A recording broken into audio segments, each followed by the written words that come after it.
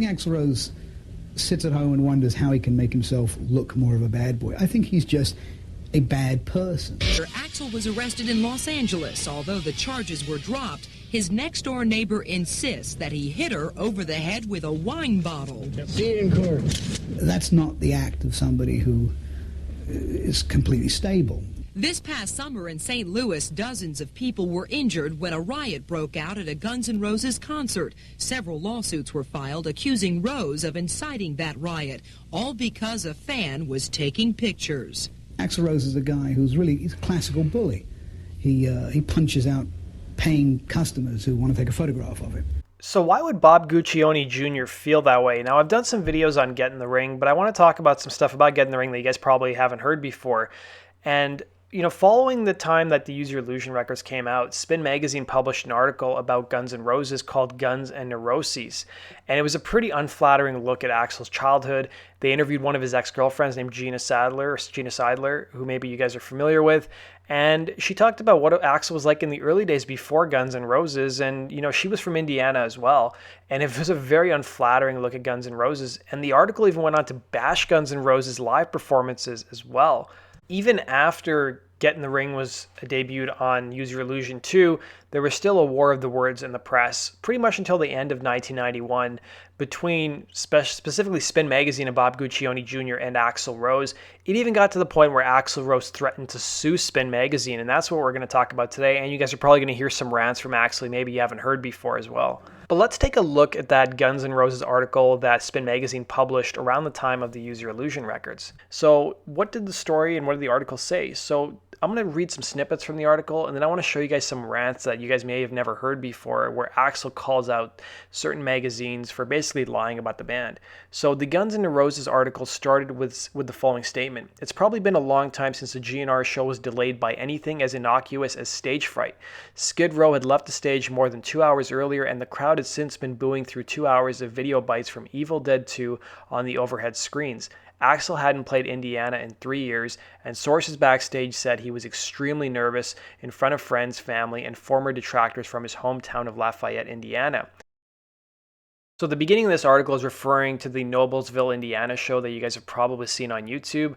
Now, that was never supposed to be released. Somebody stole the tape from the actual crew around the time the concert happened. So here's what the article went on to say. 5 minutes earlier, the men's toilet had been full of drunken white homies in a mood to stomp somebody because of the delay. These are GNR's people. One kid on the beer patio groaned, "I think that when Axl lived here, he wasn't shit, and now he's taking revenge. His girl was passing out, but he's taking revenge on the wrong people." So Axl's impromptu screeds are the stuff of legend, and the 1991 tour has been peppered with tongue lashings of Geffen Records, Spin Magazine, Rolling Stone, people in the audience who throw shit, critics, teachers, cops, etc. Spin Magazine would go on to say the following: "This band has sucked shit more often than not since the curtailed live appearances after the fiasco at the October 1989 Rolling Stone shows at the LA Memorial Coliseum, where slurs against immigrants, gays, and black people in the song 1 in a Million, it brought on confrontation with Living Colour, who was another band who was opening for the Stones, and Axl and Slash's onstage discussion of heroin problems sent most of the beautiful people and huge industry giants packing to more politically correct camps. They gave ragged performances at the January 91 Rock in Rio Festival and the April 1990 Farm Aid 4, where they only played 2 songs. The article went on to rip Guns N' Roses even more, saying worse, they ripped off over 6,000 of their most diehard fans while warming up for their 1991 tour with 3 floundering small theater shows in San Francisco, LA, and New York. Those shows were plagued by aborted songs, delays, and costume changes, and were excused on stage as what the band referred to as live rehearsals. Axl and the rest of GNR remain as conflicted, hair-triggered, and tight in everyone's face as ever. Their media contracts continue to be a liability. They've continued to become addicted, paranoid, homophobic, racist, xenophobic, ruthless, violent, a threat to the liberty of the press, and a pain in the ass to almost everyone, and largely because of a nation of blue-collar fans has encouraged them to take it further, to push and to prove it again every day. Now, the article went on to interview one of Axl's earlier girlfriends that probably a lot of fans don't know about. So she was a woman named Gina Seiler. Now, she spent 3 years, as the article says, in the eye of the maelstrom of Axl's ambitions, rages, and adolescent scraps with cops. So Gina Seiler would begin dating Axl when she was only 17 and was still a senior in high school. Axl was 20 at the time and had already bussed and hitchhiked out to LA around 2 times already. So in December of 1982, she had finished high school early, so she and Axl could move to LA together in her car. They lived together on and off until 1985 and were engaged to be married, which something maybe a lot of fans may not know about. They were engaged to be married about 9 times, at least according to her account. She jokingly called herself the missing link because she says Axl now refuses to acknowledge her. And today, meaning when the article was written in 1991, Gina is a senior at the University of Arizona, and she has never been approached by reporters before. She said, "When I met him," Gina says, remembering, "I was having my 17th birthday party. He had on a long trench coat, dark glasses, collar pulled up, and said he was trying to stay away from the police. And I asked, what happened? And he said, nothing. They just always bother me. They always harass me no matter where I am. But he would always do some pretty wild things. They would go out and drink and do some stupid things like smash windows along Main Street." Gina would end up recalling that the first time Axl bussed back to visit her from LA, cops got to him before she did. He was walking down the street and it was probably 2 o'clock in the morning. From the back, he looks very affirmative with his long hair. He looks very effeminate with his long hair and not very common for the area we live in. And he has very thin legs. And he had a long coat on. And these police were basically making comments, making gestures because they thought he was a woman, until he turned around and they were very embarrassed to find out it was a male. So they started hassling him because they were basically homophobic as hell. They questioned him. They found out it was Bill Bailey, who had obviously been in trouble before, and threw him in jail. Now, according to Gina, Axl called me about 3 o'clock in the morning and said, "I'm in jail, you gotta get me out." So I skipped school the next day and they brought him out in cuffs, took him to court, and I had to pay his bail. And there was so little there to do, Gina explains. He'd be in fights a lot, and I don't think he's even conscious of what he does or how angry Axl gets. Somebody told me that he's on lithium to try and control because he's a manic depressive. I always thought there was something chemical that happened to him when he was angry. The image of him sitting in that electric chair in that video, Welcome to the Jungle, looks crazed. That basically says it all. That's what he's like even when he's pissed off. And when you see that coming at you, across the room, coming near you, it's frightening as hell. And I'm not very big, and that made it even worse. And I won't go much into that, she said.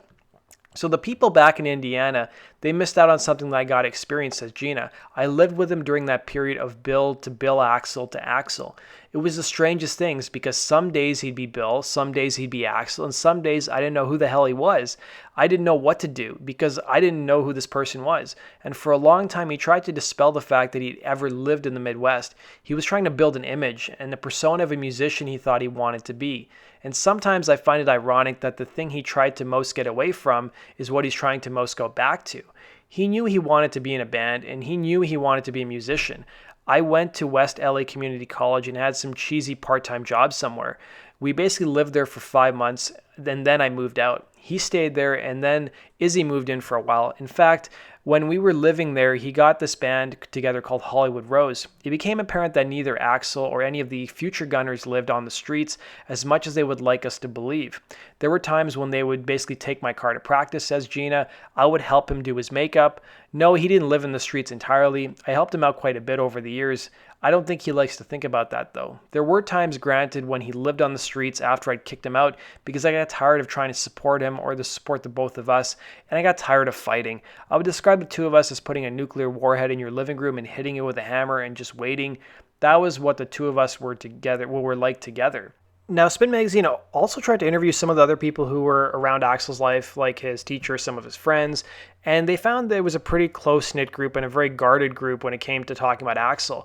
But there was a separate news report that did a story about Axl growing up and what people in Indiana thought about Axl back in 1991. And here's some of what they had to say. And these are some of his teachers and schoolmates and friends he went to school with. There was nothing in his particular background here at Jeff High School that would lead you to think that that's the way his behavior was going to be. He was just a nice young man. When I turned on my MTV, it stunned me, and I didn't really think of it being Bill Bailey. because they said Axl Rose, and of course I've always known him as Bill Bailey. There's nothing radical about him, and when he'd walk or when I'd see him, I'd say, "This thing, Bill Bailey, won't you please come home?" and things like that. I mean, he was just a personable little redheaded kid. And he was like any typical 8th grader, you know, a little immature, and he used to spout off quite a bit. Mad, they taped his mouth shut because he wouldn't shut up. And then also they stuffed him into a locker and closed the locker on him at that time because of his mouth. Even in the 8th grade, there might have been a hint of the man to come. He was not your normal Lafayette kid. It's a conservative city, very conservative, extremely conservative. Monica Gregory says her good friend Axl had problems with Lafayette police. Records show he was arrested several times for minor offenses. He got hassled a lot because he had longer hair. Maybe he wore a bandana, which once again goes right back to the fact that he was different, unique, you know, special. Now, Indianapolis Star sent a reviewer named Mark D. Allen to the show at Deer Creek, and Guns N' Roses played 2 shows at Deer Creek. The one that you've seen on YouTube that's pro shot is the second night. So the first night, Axl told the audience that living in Indiana for him was like being in Auschwitz.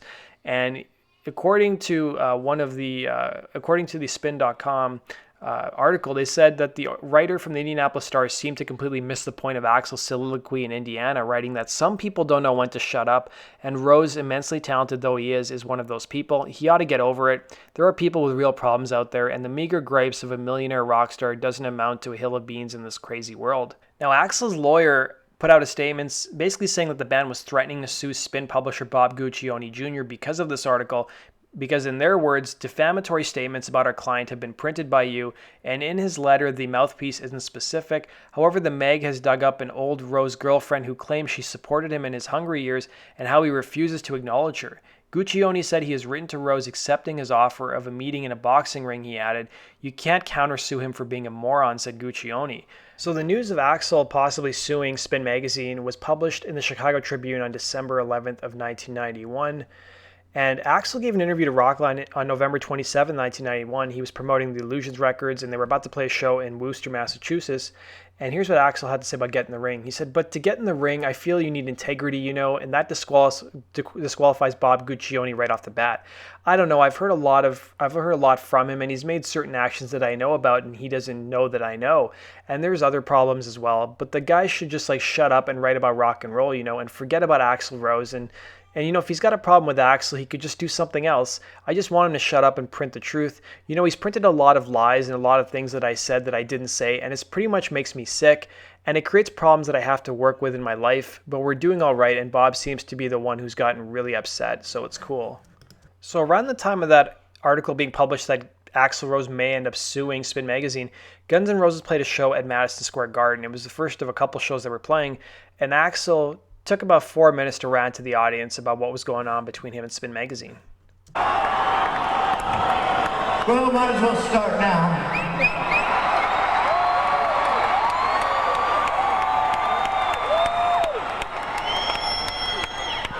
That way we can give the parasites looking for a meal ticket something to write about.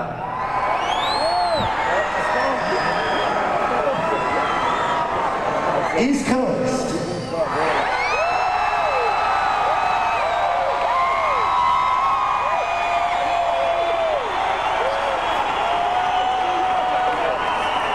Yeah, we got a real reputation here for some upstanding, responsible journalism. Not.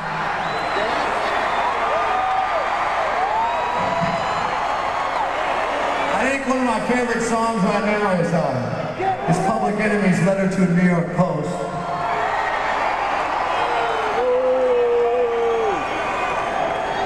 Oh, we got some people supporting lies and bullshit, I hear. We hear people booing, supporting writing shit about other people to pay your rent.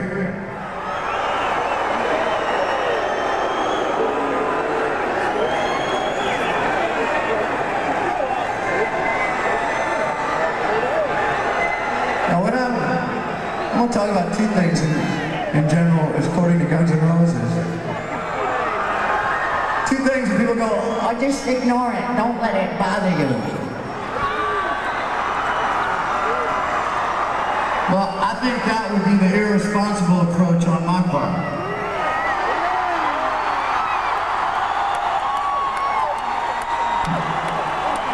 See, I ain't really worried about what opening my mouth will do to my record sales.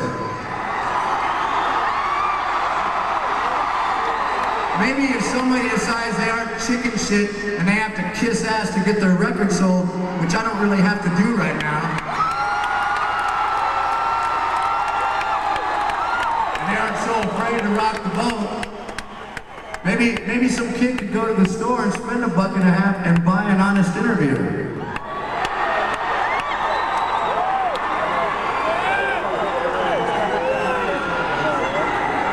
And so, there's a lot of people that say, well, Axl Rose has whipped out and didn't want to get in the ring.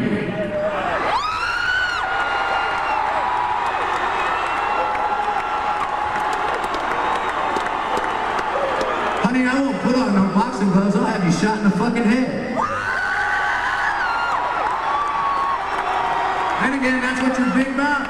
You might not know this, but see, there were some people out there that got really upset about getting in the ring, so they hired some people to shoot me, and it didn't work in LA.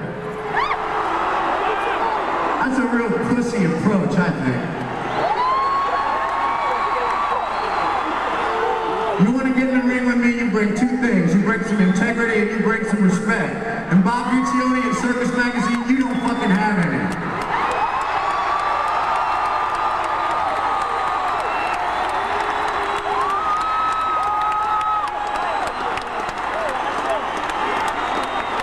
These people have been starting shit for about 3 years. I haven't done an interview with Circus Magazine for 3 fucking years. That means a lot of money's been made off shit I never said. That means a lot of people have been ripped off by shit I never said. Because there's a bunch of assholes that want to make money off of you motherfuckers by using us.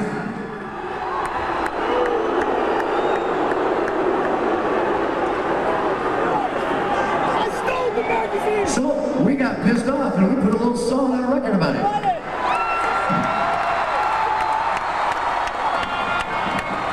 Now doing that song live is about the same as doing 1 in a million live. There's really no need for it. It's a little bit of a hit below the belt. And it's been done, it's been said, it's over with. But these people want to just keep starting shit.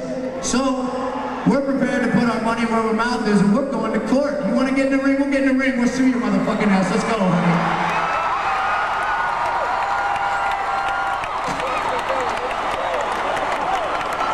We'll dedicate this to Get in the Ring Part 2. The action starts. This is called Double Talking Jive, motherfucker. Now, around the same time Guns N' Roses were playing Worcester, Massachusetts, the interview that I showed you before, Axl went again on a rant against some of these magazines and told the audience what he exactly thought about it and Get in the Ring. Now there's a lot of people, kids, adults, and otherwise, other bands, that don't understand why we did a song like Get in the Ring.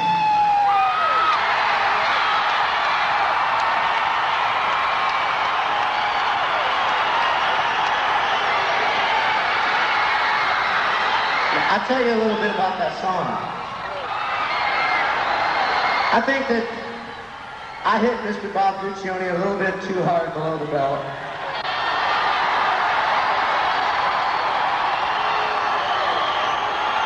He's proven the reality of that by the way he's acted. But there's a lot of these magazines that the real reason that they say shit and they won't back down and stuff because they don't want to lose face with the people that buy their magazine because it's all about giving their mafia boss distributors your money. It ain't about rock and roll. It ain't about what bands they like and what they don't like. It ain't about what's true or what's false. It's about how much money some fucking Guido in a suit telling fucking people how they should live. It's how much money they get from you. And we got a little something to announce that we gave them their chance to get in the ring. And we got Bob going, yes, we'll put on the boxing gloves and it'll be pay-per-view. Look at Don King. It's gonna be amazing. Wrong. If it was about boxing, you'd see me and Howard Cosell hanging. There's two things you need to get in the ring. That's integrity, and there's something you earn, and that's called respect.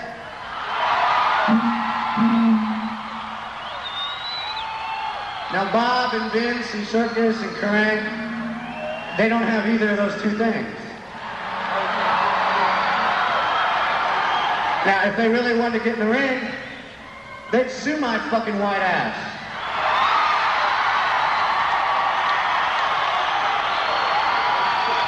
But they've been notified now that we gave them their chance.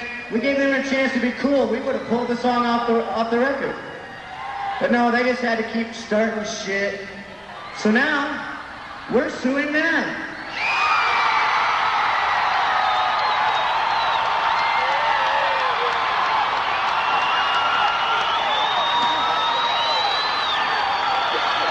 This started just about 2 days ago. It started on the flight here to Boston when we made the decision. Because if there's one thing I can't stand, it's a double-talking jive motherfucker. So that does it for today's video, guys. Thanks for watching. Be sure to hit the like button and subscribe. Let me know what your thoughts are, and have you guys heard those rants before? And do you guys remember what it was like hearing Get in the Ring for the first time on Use Your Illusion 2? Put your comments down below, and go check out GNRCentral.com for the latest GNR news. Take care.